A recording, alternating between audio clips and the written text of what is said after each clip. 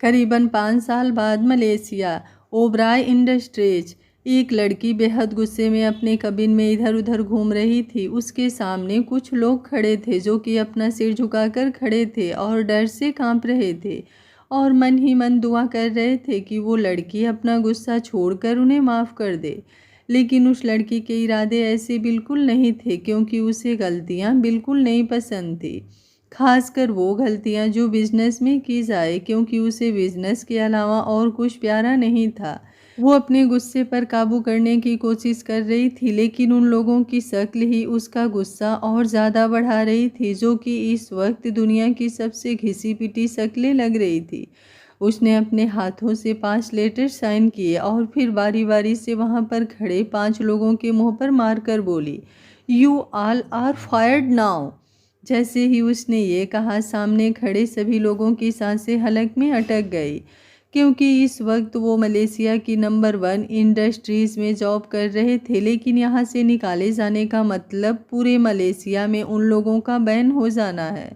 अब वहाँ पर उन्हें किसी कंपनी में तो क्या, किसी धोबी घाट में भी नौकरी नहीं मिलेगी, क्योंकि जिसने उन लोगों को फायर किया है वो कोई और नहीं बल्कि ओबराय इंडस्ट्रीज़ की सीईओ खुशी ओबराय है, जिसके बारे में कुछ ज़्यादा तो कोई नहीं जानता, लेकिन सब इतना ज़रूर जानते हैं कि वो एकदम पत्थर दिल है, जो दिल और मुंह दोनों ही बड़ी शिद्दत से तोड़ती है। खुशी ओबराय करीबन 24 साल की लड़की और कोई नहीं, मलेशिया की रिचेस्ट फैमिली की बेटी थी। लेकिन उस फैमिली में अब सिर्फ और सिर्फ खुशी ओबराय और उसका भाई मयंक ओबराय ही बचे थे। मयंक ओबराय, अगर इसे नॉर्मल इंसान कहा जाए तो गलत होगा, क्योंकि ये इंसान नहीं, तूफान है जो कभी भी कहीं पर आ सकता है और किसी की भी ज़िंदगी तहस नहस कर सकता है। लेकिन उस तूफान को सिर्फ एक ही इंसान रोक सकता है और वो है खुशी ओबराय। मयंक ओबराय सबसे ज़्यादा प्यार अपनी बहन खुशी ओबराय से करता है। सिर्फ प्यार ही नहीं, उसकी ज़िंदगी बसती है खुशी ओबराय में। उसके लिए वो कुछ भी कर सकता है और किसी भी हद तक जा सकता है। बाकी दुनिया के उसके लिए कुछ मायने नहीं। आज से 5 साल पहले ओबराय फैमिली में एक ऐसा तूफान आया कि उसके बाद सबकी ज़िंदगी बदल गई।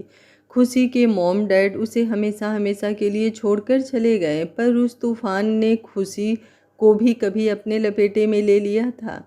जिस हालत में वो थी, उसे देखकर कोई भी नहीं कह सकता था कि वो बच भी सकती है। लेकिन उसके भाई को विश्वास था कि खुशी को कुछ नहीं होगा, वो उसे बचा कर ही रहेगा। और किस्मत कहे या कोई चमत्कार, खुशी मौत के मुंह से वापस आ गई थी और उसके बाद तो मयंक उसके लिए और भी ज़्यादा पजेसिव हो गया था। खुशी ओबराय ने जिन लोगों के मुंह पर रिज़ाइन लेटर फेंका था, उनमें से एक आदमी जल्दी से उसकी तरफ आया और उसके पैरों पर गिर गया और उससे माफ़ी मांगने लगा कि आज के बाद वो ऐसी गलती कभी नहीं करेगा। उन पांचों ने राइवल कंपनी के साथ मिलकर ओबराय कंपनी में घोटाला करने की सोची थी, लेकिन खुशी ओबराय से कुछ नहीं छिप सकता था। उस लड़के को अपने पैरों पर गिरते हुए देखकर खुशी ओबराय को और भी ज़्यादा गुस्सा आ गया और उसने एक झटके से उस लड़के के मुंह पर अपना पैर मार दिया और बोली, "मुझे वफादार कुत्ते पसंद हैं, लेकिन काटने वालों से उतनी ही नफरत है।" उसी वक्त केबिन का दरवाज़ा नॉक हुआ तो खुशी ओबराय की पर्सनल असिस्टेंट मारिया अंदर आई और उसकी तरफ एक फाइल बढ़ाते हुए बोली, "मिस्टर जश्न सिंह शेखावत मलेशिया पहुंच चुके हैं और वो आज ही आपसे मिलना चाहते हैं।" "Oh really? लगता है मिस्टर शेखावत को मलेशिया कुछ खास पसंद नहीं, या फिर उन्हें हमारे साथ डील करने की कुछ ज़्यादा ही बेसब्री है।" खुशी ने हल्का सा मुस्कुराकर कहा। उसके सामने जश्न सिंह शेखावत से जुड़े बिजनेस प्रोजेक्ट की फाइल थी। उसने उस पर साइन किया और मारिया की तरफ फेंकते हुए बोली, "आज शाम की मीटिंग फिक्स कर दो।" मारिया ने जल्दी से उस फाइल को संभाला और केबिन से बाहर निकल गई। इस वक्त जो 5 लोग केबिन में बैठे थे, उनका गुस्सा वो खुद पर नहीं उतरवाना चाहती थी। दूसरी तरफ जश्न सिंह शेखावत का प्राइवेट जेट मलेशिया में लैंड कर चुका था। चेहरे पर नूर वैसा ही जैसा आज से 5 साल पहले होता था, लेकिन एटीट्यूड और हॉटनेस और भी ज़्यादा बढ़ चुकी थी। जैसे ही उसका प्लेन लैंड हुआ, सिक्योरिटी ऑफिसर और पर्सनल बॉडीगार्ड ने उसे घेर लिया और साथ ही साथ मीडिया भी उसके सामने आकर खड़ी हो गई। आज कितने दिनों बाद मिस्टर शेखावत आप दुनिया के सामने आए हैं। जब से आपकी बीवी मिसेस शेखावत इस दुनिया से गई हैं तब से ही। वो मीडिया वाला भी बोल ही रहा था कि अचानक ही जश्न ने अपने हाथों में पकड़ा हुआ फ़ोन उसके कैमरे पर दे मारा और फ़ोन और उसका कैमरा दोनों ही चकनाचूर होकर नीचे ज़मीन पर गिर गए और साथ ही साथ वो खुद भी बुरी तरह से सहम गई। अब खुद जश्न उस मीडिया वाली लड़की की तरफ बढ़ा और उसकी आंखों में गुस्से से देखते हुए बोला, तुम्हारी हिम्मत कैसे हुई मेरी बीवी के बारे में कुछ भी कहने की।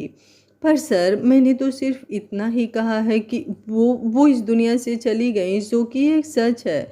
वो लड़की जल्दी जल्दी से बोली ताकि अपनी बात खत्म कर सके, लेकिन उसकी बात खत्म होते ही जश्न ने एक जोरदार तमाचा उसके चेहरे पर सर दिया तो वो लड़की अपनी जगह पर खड़ी खड़ी ही नीचे ज़मीन पर गिर गई।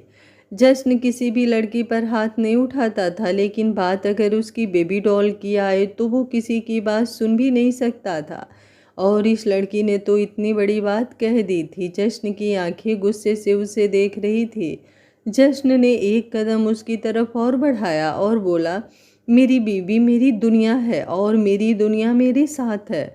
आज के बाद अगर मेरी बीवी के बारे में ऐसी बात भी की तो तुम और तुम्हारा चैनल दोनों इस दुनिया से लापता हो जाओगे। और इधर ओबराय कंपनी में उन लोगों को एक बार और अच्छे से जलील करने के बाद खुशी अपने केबिन में आराम से बैठी थी कि अचानक ही उसका फ़ोन बजा। फ़ोन पर भाई नाम फ्लैश होते देख उसके चेहरे पर मुस्कुराहट आ गई। उसने जल्दी से अपना फ़ोन उठाया, लेकिन सामने की बात सुनकर उसके चेहरे के भाव एकदम से बदल गए। वो जल्दी से अपने केबिन से बाहर निकली, लेकिन जैसे ही वो अपने ऑफिस की पार्किंग में आई, एक लग्जीरियस गाड़ी उसके सामने आकर रुकी और उस गाड़ी में से एक बेहद शानदार पर्सनैलिटी का मालिक उतर कर उसके सामने आया। उसके हाथों में फूल थे जो उसने बड़े ही प्यार से खुशी की तरफ बढ़ाए, लेकिन खुशी ने उतने ही गुस्से से उन फूलों को उसके हाथों से लिया और वहाँ रखे एक डस्टबिन में फेंक दिए। लेकिन उस लड़के के चेहरे पर एक सिकन तक नहीं आई। वो मुस्कुराते हुए बोला, लगता है तुम्हें फूलों से एलर्जी है। उसकी बात सुनकर खुशी भी व्यंग से मुस्कुराई और बोली, मुझे फूलों से एलर्जी नहीं, बल्कि तुम और तुम्हारे फूल दोनों ही मेरी क्लास से मैच नहीं करते। मॉर्टिन उसकी बात सुनकर कुछ कहने को हुआ, लेकिन वो कुछ कहता उससे पहले ही खुशी ने अपनी आंखों पर गॉगल्स चढ़ाए और अपनी गाड़ी में बैठकर वहाँ से निकल गई तो मॉर्टिन बस उसे देखता रह गया। इस वक्त जश्न अपने होटल के आलीशान कमरे में सोफे पर बैठा था। उसकी आंखें बंद थी और उसकी आंखों के आगे कुछ तस्वीरें घूम रही थी, जिनमें वो अपनी बेबी डॉल के सामने घुटनों के बल बैठा था और उसने अपनी बेबी डॉल को एक फ़ाइल दी थी और उसमें कुछ सिग्नेचर करने के लिए कहा था। जैसे ही उसकी बेबी डॉल ने उस फाइल पर सिग्नेचर करके दिए, एक आदमी वहां पर आया और उस फाइल को ले गया। उसके बाद जश्न बड़े प्यार से अपनी बेबी डॉल को देख रहा था कि अचानक ही सर, एक आवाज़ ने उसे अपनी आंखें खोलने पर मजबूर कर दिया। उसने आंखें खोलकर देखी तो उसके सामने उसका मैनेजर था, जिसके हाथों में एक फ़ाइल थी और उस फाइल में एक बेहद खूबसूरत लड़की की तस्वीर थी।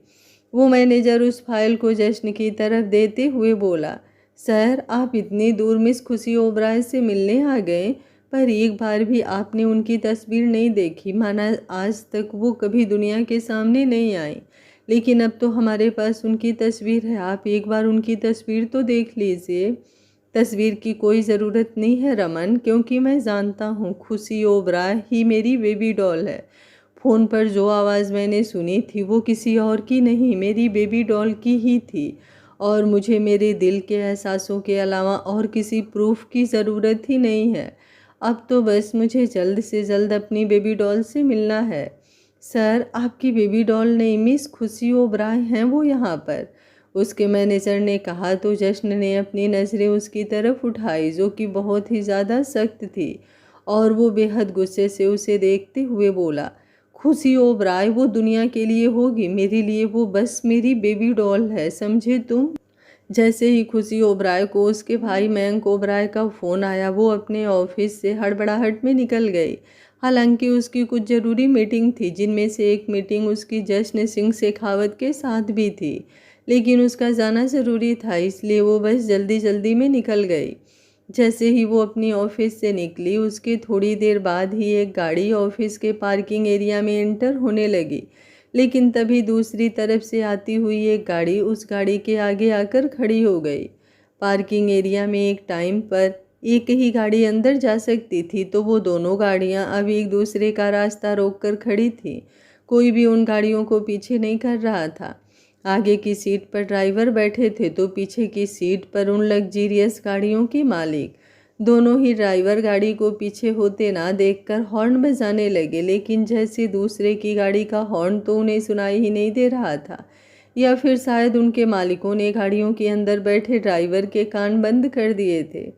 लगभग से 10 मिनट हो चुके थे, लेकिन उनमें से कोई भी गाड़ी पीछे नहीं गई।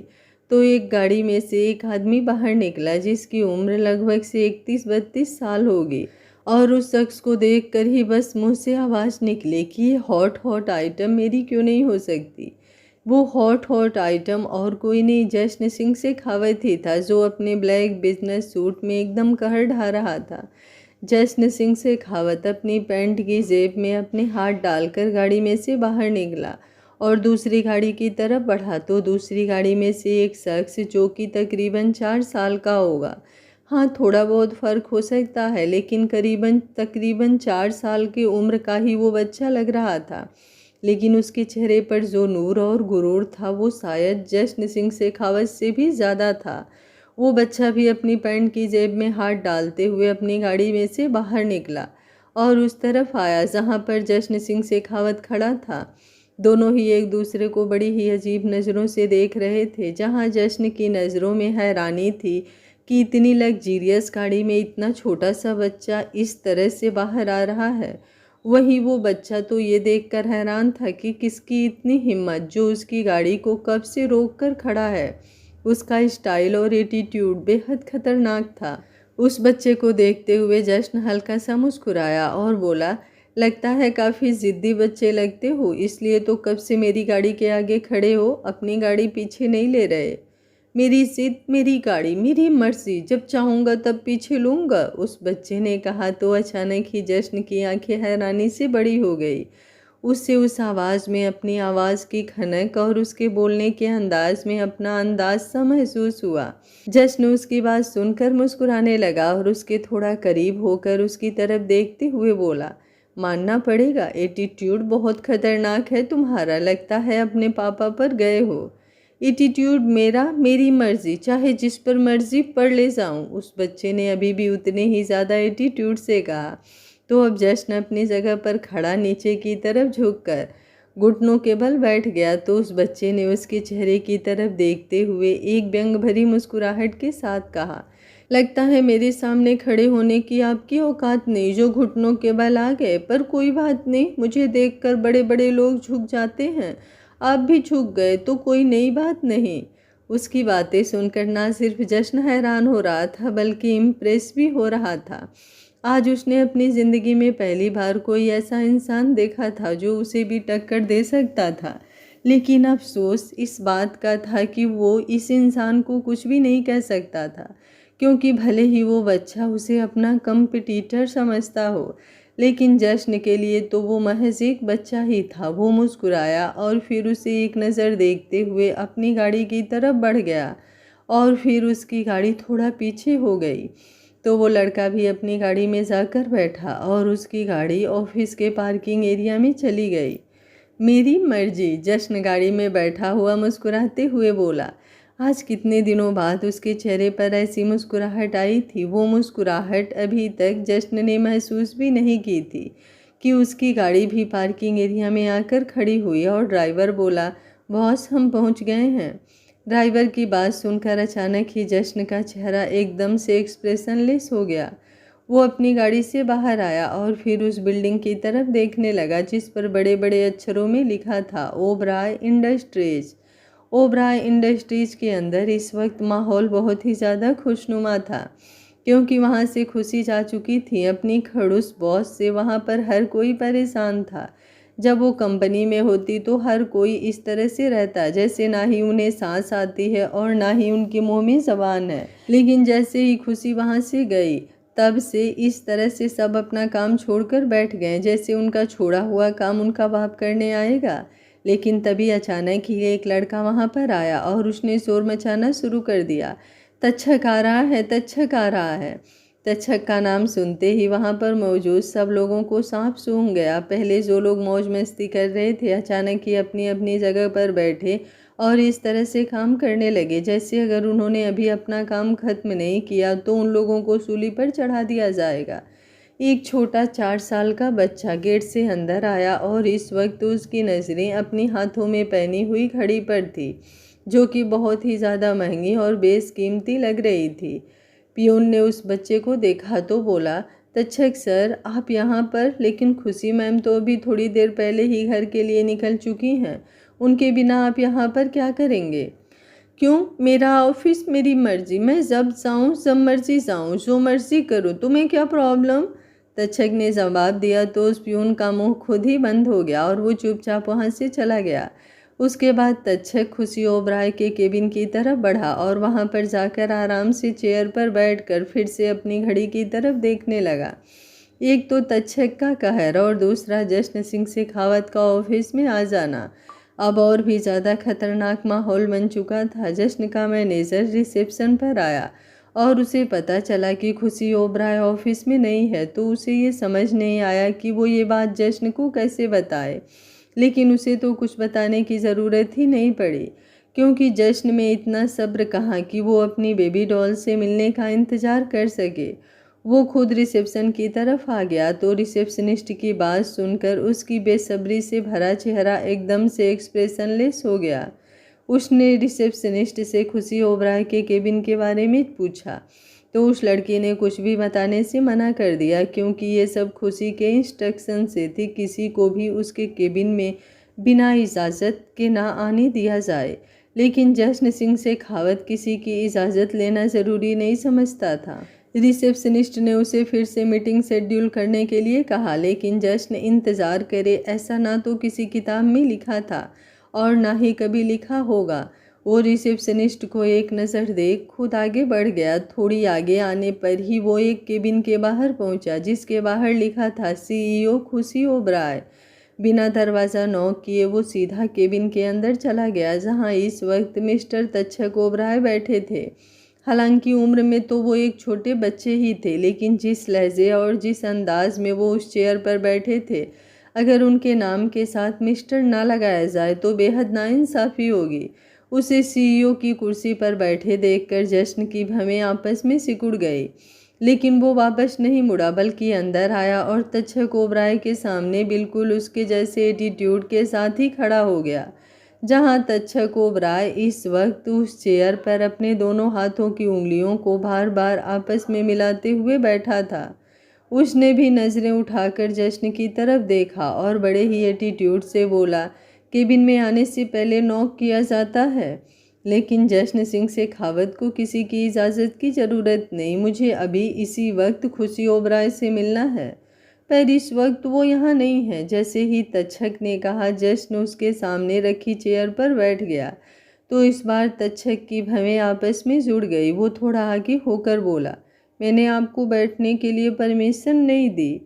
एक ही बात मैं बार बार नहीं बताता, लेकिन तुम बच्चे हो इसलिए तुम्हारे सामने रिपीट कर रहा हूँ कि जश्न सिंह शेखावत को किसी की परमिशन नहीं चाहिए। उसके मुँह से बच्चा सुनकर तक्षक को गुस्सा आने लगा। उसे बहुत बुरा लगता था जब कोई उसे बच्चा कहता था, इसलिए वो गुस्से में बोला, आइंदा मुझे बच्चा मत कहना। लेकिन अब जश्न को भी उसके मज़े लेने में मज़ा आने लगा था। वो हल्का सा मुस्कुराकर बोले, बच्चे को बच्चा ही कहा जाता है। वैसे मानना पड़ेगा तुम्हारा एटीट्यूड सच में कमाल है, जो मुझे किसी की याद दिला देता है। जश्न ने तक्षक को देखते हुए कहा। उसके चेहरे को देखकर उसे एक बार फिर से अपनी बेबी डॉल की याद आने लगी थी। वहीं जश्न ने जब तक्षक के एटीट्यूड की तारीफ की तो उसका गुस्सा शांत हो चुका था। आप भी बुरे नहीं हैं, बस ठीक ठाक हैं, पर मेरी मम्मा आपसे नहीं मिल सकती। जैसे ही तक्षक ने कहा कि मेरी मम्मा आपसे नहीं मिल सकती, जश्न की आंखें हैरानी से बड़ी हो गई। खुशी ओबराय उस बच्चे की मम्मा, मतलब उसे कुछ समझ नहीं आ रहा था, लेकिन वो बच्चे की बात भी नहीं मान सकता था, क्योंकि उसे पूरा यकीन था कि उसने फ़ोन पर जो आवाज़ सुनी थी वो उसकी बेबी डॉल की ही थी। आज से 2 दिन पहले जश्न अपने कमरे में बैठा था। पिछले 5 साल से वो एकदम बदल चुका था। उसका बिजनेस उसे सबसे ज़्यादा प्यारा होता था, लेकिन इन 5 सालों में उसने अपने बिजनेस पर बहुत ही कम ध्यान देना शुरू कर दिया था। हालांकि उसका बिजनेस अभी भी टॉप पर था, लेकिन अब वो खुद अपने बिजनेस को नहीं संभालता था। वो सारा दिन बस अपनी बेबी डॉल की यादों में खोया रहता और खुद को कमरे में बंद करके बैठा रहता। पर उस दिन उसका मैनेजर उससे मिलने आया, क्योंकि उन लोगों की मलेशिया में एक डील होने वाली थी। लेकिन जिस कंपनी के साथ डील होने वाली थी उसने इंडिया आने से मना कर दिया था, और उन दोनों के बीच प्रोजेक्ट बहुत पहले फाइनल हो चुका था, जिसके बाद उसे कैंसिल नहीं किया जा सकता था, वरना दोनों ही कंपनीज को बहुत नुकसान होता। इसलिए उसके मैनेजर ने जश्न से बात करनी चाहिए। जश्न ने जब उससे उस कंपनी के बारे में पूछा तो उस मैनेजर ने बताया कि उस कंपनी की सीईओ एक 22-23 साल की लड़की है, जो कि एटीट्यूड का चलता फिरता बम है। वो किसी के सामने नहीं झुकती। तो जश्न को ये बात पिंच हो गई। पूरी दुनिया में ऐसा कौन है जो उसके सामने नहीं झुकता। इसलिए उसने अपने मैनेजर को उस कंपनी की सीईओ को फ़ोन मिलाने के लिए कहा। लेकिन जब उसके मैनेजर ने फ़ोन मिलाकर उसे दिया तो खुशी की पर्सनल असिस्टेंट ने भी फ़ोन खुशी को दिया। लेकिन जैसे ही जश्न ने खुशी की आवाज़ सुनी, उससे कुछ बोला ही नहीं गया। खुशी ने फ़ोन पर 2-3 बार हेलो हेलो कहा, लेकिन जब जश्न ने कुछ नहीं कहा तो उसने 2-4 लंबी लंबी एटीट्यूड भरी लाइनें सुनाते हुए फ़ोन काट दिया। फ़ोन बेशक कट चुका था, लेकिन उस फ़ोन पर आई आवाज़ जश्न के कानों में अभी भी गूंज रही थी। ओबराय मेंशन। खुशी की गाड़ी मेंशन के पार्किंग एरिया में आकर रुकी तो खुशी जल्दी से अपनी गाड़ी से बाहर आई, और घर के अंदर आते ही वो जल्दी से अपने भाई मयंक ओबराय के कमरे की तरफ भागी। मयंक, जो कि इस वक्त सोफे पर बैठा लैपटॉप पर कुछ काम कर रहा था, उसे देखते ही खुशी की सांस में सांस आई, और वो जल्दी से जाकर उससे लिपट गई और रोते हुए बोली, आप ठीक तो है ना भाई? थैंक गॉड आपको कुछ नहीं हुआ। मेरी जान निकल गई थी आपके बारे में सुनकर। मयंक एकदम हैरान रह गया। उसे वहां पर देखकर वो सिर्फ हैरान ही नहीं बल्कि बहुत ही ज़्यादा हैरान हो चुका था। खुशी कभी भी ऑफिस टाइम में घर नहीं आती थी। उसने उसे अपने सीने से अलग किया और उसे देखते हुए पूछने लगा, मैं तो ठीक हूँ, लेकिन तुम्हें क्या हुआ है डॉल? तुम इस वक्त घर पर क्या कर रही हो और इतनी घबराई हुई क्यों हो?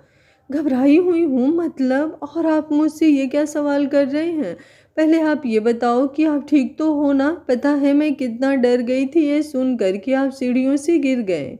मैं सीढ़ियों से गिर गया? मयंक ने हैरानी से भरे भाव से कहा। तो खुशी ने एक नज़र उसे अच्छे से देखा और फिर अपनी आंखें बड़ी करते हुए बोली, मतलब आप सीढ़ियों से नहीं गिरे भाई? तो मयंक ने अपना सिर नामी हिलाया और फिर जोरों जोरों से हंसने लगा। उसकी हंसी सुनकर खुशी अपने दांत पीसने लगी थी। मतलब उसकी औलाद ने आज उसका पोपट बना दिया। वो अपनी इतनी इम्पोर्टेंट मीटिंग छोड़कर इसलिए जल्दी से भागी आई थी क्योंकि तक्षक ने फ़ोन पर उसे रोते हुए कहा कि मामू सीढ़ियों से गिर गए। एक तो उसे तक्षक पर गुस्सा आ रहा था और दूसरा मयंक लगातार हंसते ही जा रहा था। उसने मुंह बनाते हुए उसे तक्षक के बारे में पूछा तो मयंक ने बड़ी मुश्किल से अपनी हंसी कंट्रोल की और बोला, तुम्हें ऑफिस से यहाँ बुलाकर तुम्हारी औलाद तुम्हारे ऑफिस गई है? भाई आखिर कल को उसे ही बिजनेस संभालना है, तो बस अभी से ही वो उस चीज़ की प्रैक्टिस कर रहा है। उसकी बात सुनकर खुशी और भी ज़्यादा चिढ़ गई थी। उसने जल्दी से टेबल पर रखी अपनी कार की चाबी उठाई और वहाँ से बाहर निकल गई। ओबराय इंडस्ट्रीज। जश्न और तक्षक अभी भी एक दूसरे के आमने सामने बैठे थे। दोनों में से कोई भी कुछ नहीं कह रहा था, लेकिन बारी बारी से दोनों एक दूसरे को देख जरूर रहे थे। अब तक्षक ने चुप्पी तोड़ी और बोला, वैसे आप चाहें तो मेरे साथ वो मीटिंग कर सकते हैं जो आप मेरी मम्मा के साथ करने आए हैं। अगर मुझे आपका ऑफर पसंद आया तो मैं डील के बारे में सोच सकता हूँ। उसकी बात सुनकर जश्न ने कुछ नहीं कहा, बस मुस्कुराता रह गया। आप ये बार बार हंसना बंद कर दीजिए, क्योंकि आपकी हंसी से मुझे गुस्सा आ रहा है। अब तक्षक ने गुस्सा होकर कहा तो जश्न ने मुस्कुराना बंद कर दिया और बोला, तुम्हारी बातें सुनकर मुझे हंसी आ रही है। तुम इतने छोटे हो लेकिन बातें इतनी बड़ी बड़ी करते हो। आखिर ये बातें तुमने सीखी कहाँ से? पता नहीं, शायद मेरे डैड ऐसी ही बातें करते होंगे, तक्षक ने कहा तो जश्न उसके चेहरे को देखता रह गया, जिस पर अब हल्की सी मायूसी आ गई थी। उसने उसे देखते हुए पूछा, तुम्हारे डैड का नाम क्या है? तो तक्षक का चेहरा और भी ज़्यादा उतर गया और वो बोला, पता नहीं, क्योंकि मैंने अपने डैड को कभी नहीं देखा। जश्न को उसकी बातें थोड़ी अजीब लग रही थी, लेकिन वो कुछ और पूछता उससे पहले वहाँ पर फायर अलार्म बजने लगा। तो तक्षक और जश्न दोनों ही अपनी जगह से खड़े हो गए। बाहर ऑफिस में पेंट्री एरिया में आग लग चुकी थी और देखते ही देखते उस आग ने कहर मचाना शुरू कर दिया था। पूरा ऑफिस उस आग की लपेट में आना शुरू हो चुका था और उसी वक्त वहाँ पर खुशी ओबराय की गाड़ी भी पहुँची। ऑफिस में आग लगते हुए देखकर उसकी सांसें सूखने लगी। उसका चेहरा एकदम से सुन्न रह गया। वो अपने कांपते होठों से बोली, तक्षक। जश्न और तक्षक जैसे ही केबिन से बाहर निकले, उन्होंने देखा कि हर जगह आग ही आग फैल चुकी है। हालांकि आग बुझाने का काम चल रहा था, लेकिन आग इस तरह से फैल चुकी थी कि वहां से बाहर निकल पाना बेहद मुश्किल था। जश्न ने तक्षक को अपनी गोद में उठाया और उसे पूरी तरह से अपनी बाहों में भर लिया, जिससे आग का ताप तक भी उस तक ना पहुंच सके। उसे गोद में उठाते ही जश्न के पूरे शरीर में एक कंपन सी मच गई। उसे अपना दिल जोरों से धड़कता हुआ महसूस हुआ। उसके रोंगटे खड़े होने लगे। उसने तक्षक के चेहरे की तरफ देखा, जो इस वक्त पसीने से भरा हुआ था। वो लगातार उसके चेहरे को देखे जा रहा था। उसे इस वक्त एक कुछ अलग ही एहसास हो रहे थे। आग फैलते हुए देख खुशी के भी हाथ पैर कांपने लगे थे, लेकिन वो अब बाहर नहीं रुक सकती थी। इसलिए बिना खुद की परवाह किए वो अंदर की तरफ दौड़ी। हालांकि सबने उसे रोकने की कोशिश की, लेकिन वो किसी के हाथ नहीं आई और सीधा अंदर चली गई। अंदर आग बुझाने का काम चल रहा था। वो सब जगह अपनी नज़रें घुमाते हुए तक्षक को ढूंढने लगे। उसका दिल बैठता जा रहा था। उसे ऐसा लग रहा था जैसे उसकी पूरी दुनिया ही खत्म होती जा रही हो। लेकिन जब उसने दूर तक्षक को किसी की बाहों में देखा तो उसकी सांस में सांस आई। वो जल्दी से उस तरफ भागी। उस शख्स ने तक्षक को पूरी तरह से अपनी बाहों में समेट रखा था, लेकिन खुशी ने वहां पहुंचते ही एक झटके से उसे उसकी बाहों से खींच लिया और उसे अपनी बाहों में समेट लिया। जश्न की नज़रें उस लड़की पर टिक गई थी जिसने उसकी बाहों से तक्षक को लिया था। अपने सामने अपनी बेबी डॉल को देखकर उसकी आंखें झपकना तक भूल गईं।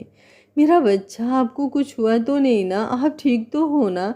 आप यहाँ क्यों आए? आपको कहीं चोट तो नहीं लगी ना? कहीं जला तो नहीं ना? खुशी तक्षक के चेहरे को पूरी तरह से चूमती हुई उससे सवाल कर रही थी और तक्षक भी बुरी तरह से सुबक रहा था।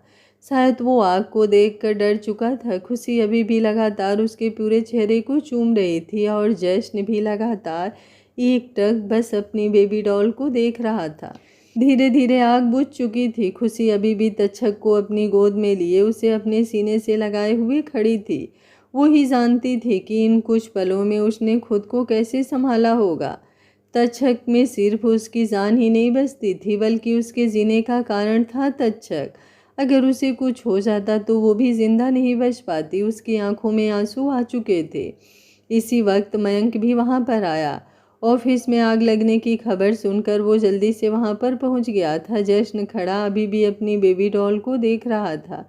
उसे यकीन नहीं हो रहा था कि उसकी बेबी डॉल सच में उसके सामने खड़ी है। हालांकि जो कुछ पिछले 5 साल पहले हुआ, उसके बाद उसे लगा कि उसने अपनी बेबी डॉल को हमेशा हमेशा के लिए खो दिया। लेकिन एक उम्मीद उसके दिल में हमेशा जिंदा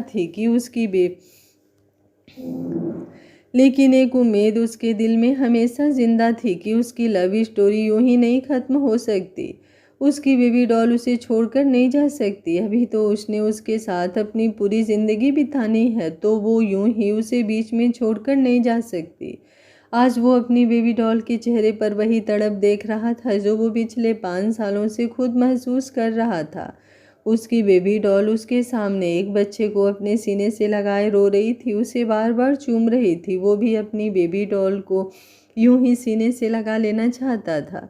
उसे जी भर कर प्यार करना चाहता था, लेकिन वो आगे बढ़ ही नहीं पा रहा था। उसके कदम बर्फ की तरह जम गए थे। उसे अभी भी यकीन नहीं हो रहा था कि वो सच में उसकी बेबी डॉल उसके सामने खड़ी है।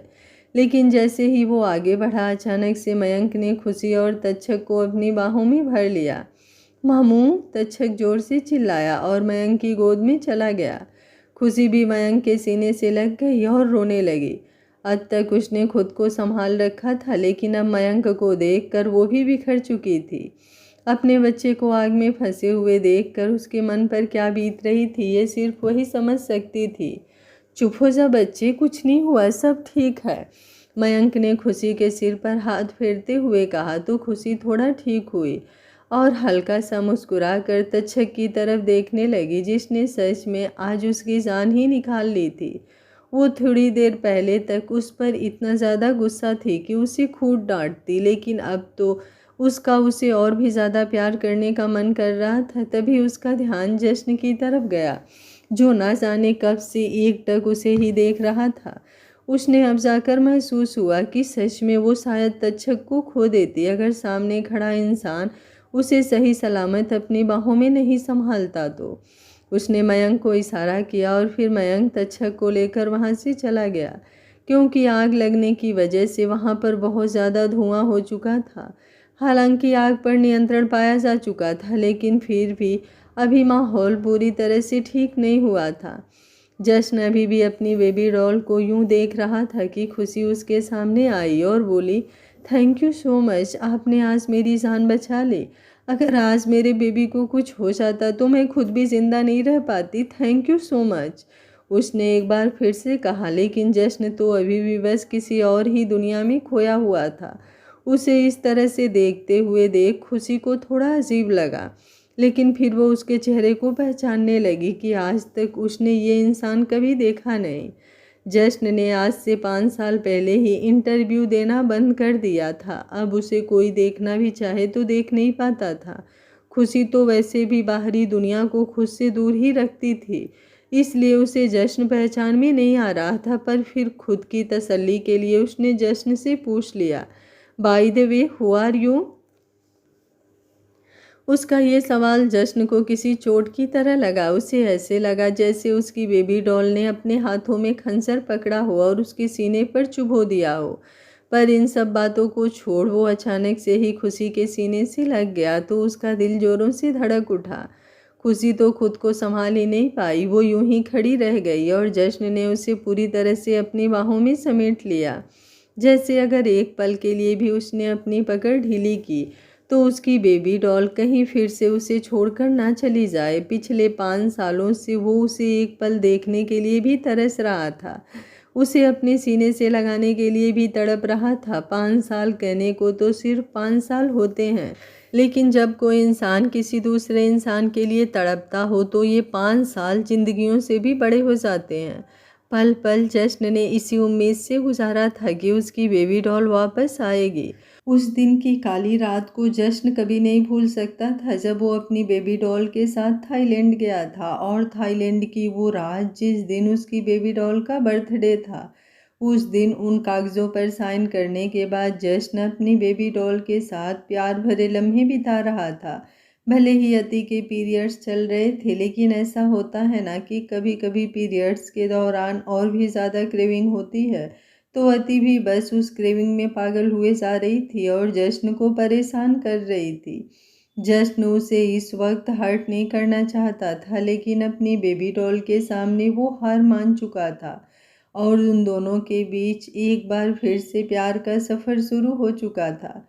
दोनों ही काफ़ी देर तक अपने प्यार के सफ़र पर खोए रहे और फिर एक दूसरे को अपनी बाहों में भर कर एक दूसरे को महसूस करने लगे कि अचानक ही समुद्र में तूफान आना शुरू हो गया। जश्न ने अति को खुद से अलग किया और परिस्थिति को समझने की कोशिश करने लगा। लहरों की गति बेहद तेज हो गई और देखते ही देखते उनमें उफान आना शुरू हो गया। जश्न का क्रूज उस समुद्र के बीचों बीच था, इसलिए जल्दी ही किनारे पर पहुंचना बेहद मुश्किल था। लेकिन जश्न ने उसे संभालने की पूरी कोशिश की। चारों तरफ से तेज हवाएं और आंधियां चलनी शुरू हो गई थी, जैसे आज कायनात पूरी दुनिया तहस नहस कर देगी। समंदर में उड़ती हुई लहरें जश्न और रति दोनों को भिगो रही थी। जश्न ने शायद ऐसा नज़ारा पहले भी देखा हो, लेकिन अति के लिए ये बहुत ही ज़्यादा नया और डरावना था। जश्न उसे भी संभाल रहा था, लेकिन अति खुद को नहीं संभाल पा रही थी। जश्न ने अपने फ़ोन को ढूंढना चाहा कि किसी से मदद मांग सके, लेकिन उसका फ़ोन कब का पानी में बह चुका था। अगर ये सब उसके साथ पहले हुआ होता, जब अति उसकी ज़िंदगी में नहीं थी, तो शायद वो 1% भी नहीं डरता। लेकिन अब उसके चेहरे पर डर दिखाई दे रहा था। डर से भी ज़्यादा दर्द था, क्योंकि वो ना ही अपनी बेबी डॉल को खोना चाहता था और ना ही अपनी इस ज़िंदगी को छोड़ना चाहता था। वो अपनी बेबी डॉल के साथ जीना चाहता था, लेकिन कैसे? क्योंकि अब हालत और भी ज़्यादा ख़राब होती जा रही थी।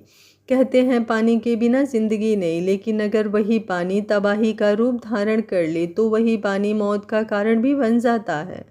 आज परिस्थितियां जश्न के हाथों से बिल्कुल निकल चुकी थी। अगर किसी दुश्मन ने उस पर हमला किया होता तो वो ना ही खुद को कुछ होने देता और ना ही अपनी बेबी डॉल को। लेकिन आज तो कायनात, कुदरत ही उसकी दुश्मन बन चुकी थी। अचानक ही उसका क्रूज भी अनियंत्रित होने लगा। शायद पानी की गति तेज होने के कारण उस क्रूज में कुछ तकनीकी खराबी आ गई थी। जश्न ने जल्दी से उसे संभालने की कोशिश की। उसने अति को पैनिक ना होने के लिए कहा, लेकिन ऐसी हालत में इंसान पैनिक ना हो, ये कैसे हो सकता है? जश्न क्रूज को संभालने की कोशिश कर रहा था और अति पीछे की तरफ खड़ी उन उफान उठाती लहरों को देख रही थी। उसकी आंखों से आंसू आने लगे थे और फिर सब कुछ हाथ से निकलने लगा। अब वो तूफान अपनी चरम सीमा पर पहुंच चुका था। पानी का लेवल बहुत ज़्यादा बढ़ चुका था। जश्न ना ही उसको छोड़ सकता था और ना ही अपनी बेबी डॉल को, लेकिन दोनों चीज़ों को संभालना भी मुश्किल था।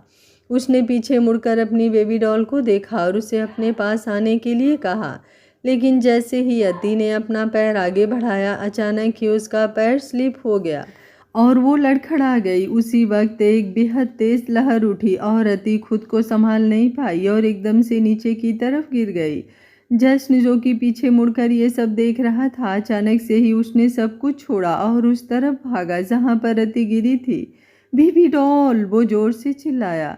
उसकी चीखने की आवाज़ लहरों से भी तेज थी। उसकी धड़कनें एकदम से रुकना शुरू हो गई थी। उसे ऐसा लगा जैसे उसकी पूरी दुनिया ही खत्म हो गई, क्योंकि अति सीधा समंदर में जा गिरी थी। उसने भी जल्दी से छलांग लगा दी, क्योंकि उसे अपनी जान अपनी बेबी डॉल से ज़्यादा प्यारी नहीं थी। उसे तैरना आता था और वो इन तेज लहरों में भी तैर सकता था। पानी में अपनी सांसों के लिए लड़ता हुआ वो अपनी बेबी डॉल को ढूंढ रहा था, लेकिन वो उसे कहीं भी नहीं मिल रही थी। धीरे धीरे तूफान ने भी रुकना शुरू कर दिया था, पर उस तूफान ने जो उससे छीन लिया था वो उसे अभी भी वापस नहीं मिल रहा था। उसकी बेबी डॉल का कुछ पता नहीं चल रहा था। कुछ घंटों बाद वो समंदर कुछ इस तरह से शांत हो गया जैसे वहाँ पर कभी कुछ हुआ ही ना हो। उनके बॉडीगार्ड वहाँ पर एक और प्राइवेट शिप लेकर पहुँच चुके थे और उनके साथ साथ कुछ तैराक भी थे। उन्होंने जश्न को संभाला, जो कि अभी भी तैरते हुए अपनी बेबी डॉल को ढूंढ रहा था, लेकिन उसकी बेबी डॉल का कहीं अता पता नहीं चल रहा था। उसने बहुत मुश्किल से खुद को संभाल रखा था। उसकी आंखें एकदम पथरीली हो चुकी थी। उसने अपने सभी आदमियों को अपनी बेबी डॉल को ढूंढ लाने के लिए बोल दिया था, लेकिन किसी के हाथ भी कुछ नहीं लग रहा था। एक बार फिर से जश्न उस समंदर में कूद पड़ा था, लेकिन घंटों तैरने के बाद भी उसे कुछ नहीं मिला। और सिर्फ घंटे ही नहीं, दिन पर दिन बीत रहे थे, लेकिन उसकी बेबी डॉल तो दूर, उसकी कोई निशानी भी उसके हाथ नहीं आई थी। लेकिन पूरे 5 साल बाद जश्न की बेबी डॉल उसके सामने सही सलामत खड़ी थी।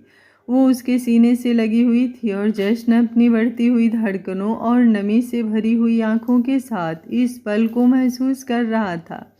वो अपनी बेबी डॉल को महसूस कर रहा था, लेकिन अचानक ही खुशी ने उसे एक धक्का देकर खुद से अलग किया और उसे गुस्से से देखने लगी। लेकिन शायद इतना ही काफ़ी नहीं था। उसे गुस्से से देखते हुए उसने जश्न पर अपना हाथ भी उठा दिया, लेकिन जश्न ने उसका हाथ हवा में ही रोक दिया और उसकी तरफ देखते हुए बोला, ऐसी कोई गलती मत करना बेबी डॉल जिसे तुम्हें बाद में हर्ट हो। उसकी बात सुनकर खुशी ने हैरानी से उसकी तरफ देखी और बोली, क्या कहा तुमने? उसकी हैरानी भरी नज़रें और सवाल सुनकर जश्न ने उसका हाथ धीरे धीरे नीचे की तरफ किया और बिल्कुल उसके चेहरे के करीब आकर उसकी आंखों में देखते हुए बोला, ऐसी कोई गलती मत करना बेबी डॉल कि बाद में तुम्हें हर्ट हो, क्योंकि अपने जश्न जी पर हाथ उठाकर तुम्हें बहुत बुरा लगेगा। तुम्हें पता भी है तुम क्या बोल रहे हो? कौन जश्न और कौन बेबी डॉल? पागल हो गए हो क्या? और तुम हो कौन? मेरे ऑफिस में क्या कर रहे हो? खुशी बहुत गुस्से से बोल रही थी, लेकिन जश्न अपनी बेबी डॉल को देखने में बिजी था। कुछ भी तो नहीं बदला था, अभी भी वो एक छोटी बच्ची ही दिखाई देती थी, उतनी ही प्यारी और उतनी ही मासूम। बस बोलने का अंदाज थोड़ा बदल गया था और आंखें भी सेल्फ कॉन्फिडेंस से चमक रही थी। इस तरह घूर क्या रहे हो और तुम हो कौन? खुशी ने दोबारा गुस्से से पूछा तो उसकी बातें सुनकर जश्न मुस्कुराया और बोला, क्या बात है बेबी डॉल, तुमने पहचाना नहीं? एक तो तुम मुझे ये बेबी डॉल कहना बंद करो, वरना क्या बेबी डॉल, बड़े अंदाज बदल गए हैं तुम्हारे। जश्न दिलकश अंदाज से बोला, मेरे अंदाज शुरू से ही ऐसे थे, लगता है तुम कुछ नए नए हो, शायद कोई स्टॉकर हो और स्टॉक करने की कोशिश कर रहे थे, लेकिन रंगे हाथों पकड़े गए। पर तुम्हारी ये हरकतें अब नहीं चलेंगी, निकल जाओ मेरी ऑफिस से। और वो अभी बोल ही रही थी कि उसकी पर्सनल असिस्टेंट जल्दी से उसके पास आई और बोली, एक्सक्यूज़ मी मैम, ये मिस्टर जश्न सिंह शेखावत हैं। उसकी बात सुनकर खुशी ने जश्न की तरफ बड़ी हैरानी से देखा।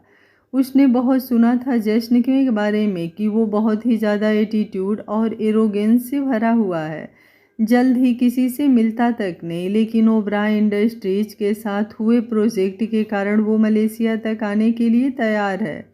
उसके बाद उसने उसकी सारी इन्फॉर्मेशन निकाली थी, लेकिन फिर इतना ही पता चला कि वो 5 सालों से बिजनेस से थोड़ी दूरी रख रहा है, क्योंकि उसकी बीवी उसे छोड़कर चली गई है और वो अपनी बीवी से इतना प्यार करता था कि अपनी बीवी के अलावा किसी की तरफ नज़र उठाकर तक नहीं देखता था। वैसे मानना पड़ेगा, दुनिया बहुत झूठी है। आपके बारे में जो सुना था एकदम गलत निकला।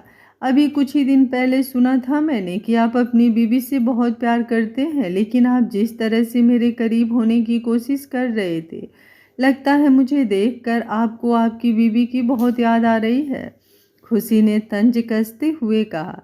इतना कहते हुए ही वो पीछे की तरफ हट गई थी। उसकी बात सुनकर जश्न मुस्कुराया और फिर से उसके करीब होते हुए बोला, अभी कहाँ करीब आया हूँ तुम्हारे, अभी तो करीब आना बाकी है बेबी डॉल। तो उसे फिर से अपने करीब आते देख खुशी ने अपना हाथ दिखाकर उसे रोका और बोली, अब मेरे करीब आने की कोशिश भी मत करना। लेकिन खुशी का हाथ अगले ही पल पूरा घूम गया और उसकी कमर से लग गया और जश्न के गाल उसके गालों से लग गए और उसके होठों से निकली सर्द सी आवाज़ उसे अपने गालों को छूती हुई महसूस हुई। बहुत गलत बात है तुम्हारी बेबी डॉल, इतने दिनों से तड़प रहा था और आज जब मिली हो तब भी तड़पा रही हो, अच्छे से अपने सीने से लगने भी नहीं दिया। जश्न की वो दिलकश और खतरनाक मिश्रण वाली आवाज़ ने खुशी को कांपने पर मजबूर कर दिया। उसके रोंगटे खड़े होने लगे थे जश्न को अपने बिल्कुल करीब महसूस कर। उन दोनों का जिस्म एक दूसरे के साथ लगा हुआ था और इस एहसास ने ना जाने क्यों खुशी के तन बदन में अलग ही हलचल सी मचा दी। उसे खुद का दिल इस वक्त तेजी से धड़कता हुआ महसूस हुआ और उसके होंठ सूखने लगे। लेकिन अगले ही पल जश्न ने उसे छोड़ दिया और बोला, पर जश्न सिंह शेखावत को इतनी भी जल्दी नहीं है, अभी तो हमें बहुत वक्त साथ बिताना है। तो बेहद इत्मीनान से तुम्हारे करीब आऊँगा और सिर्फ मैं ही नहीं, तुम भी मेरे करीब आओगी बेबी डॉल। इतना कहकर जश्न ने शरारत भरी नज़रों से ऊपर से नीचे तक खुशी को देखा और फिर अपने गॉगल्स अपने आँखों पर लगाए और वहाँ से चला गया। तो खुशी सिर्फ उसे जाते देखती रह गई। उसे समझ नहीं आया आखिर हुआ क्या। एक पल को इस इंसान ने उसके पूरे सिर को घुमा दिया था। वो लगातार जश्न को जाते हुए देख रही थी। उसकी चाल ऐसी थी जैसे कोई चीता अपनी चाल चल रहा हो।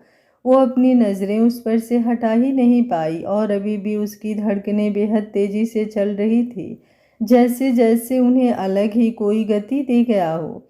जश्न बाहर आया तो उसका मैनेजर उसका ही इंतज़ार कर रहा था। उसे आते हुए देखकर उसने अपनी नज़रें पीछे की तरफ डाली, जैसे देखना चाह रहा हो कि अति उसके साथ आ रही है या नहीं। लेकिन जश्न उसकी नज़रें देखकर मुस्कुराया और बोला, मत देखो तुम्हारी मैडम अभी मेरे साथ नहीं आई, लेकिन जल्द ही आ जाएंगी। पर सर, अगर वो अति मैडम हैं तो आप उन्हें अपने साथ क्यों नहीं लेकर जा रहे? उन्हें यहाँ क्यों छोड़ रहे हैं? मैनेजर ने सवाल किया तो जश्न को कल के दिन का कुछ याद आया। आप सभी की बहुत सारी डिमांड आ रही थी फना तेरे इश्क का सीज़न 2 लाने की, तो ले आई हूँ आप लोगों के लिए फना तेरे इश्क का सीज़न 2। अब आप लोग कहानी को अपना प्यार दीजिए। और अब आप लोगों को समझ में आ गया होगा कि अति खुशी ओबराय क्यों बन गई है। कहानी आगे बहुत ही ज़्यादा इंटरेस्टिंग और ब्यूटीफुल होने वाली है। इसके पहले सीज़न की तरह सेकंड सीज़न को भी आप लोग अपना प्यार दीजिए और मेरे चैनल को सपोर्ट कीजिए। कहानी का पहला पार्ट कैसा लगा कमेंट बॉक्स को अपने प्यारे प्यारे कमेंट से भर दीजिएगा। मुझे आप लोगों के कमेंट का इंतज़ार रहेगा। Thank you for watching. मिलते हैं कहानी के अगले भाग में। तब तक स्वस्थ रहिए, मस्त रहिए, अपना ख्याल रखते रहिए।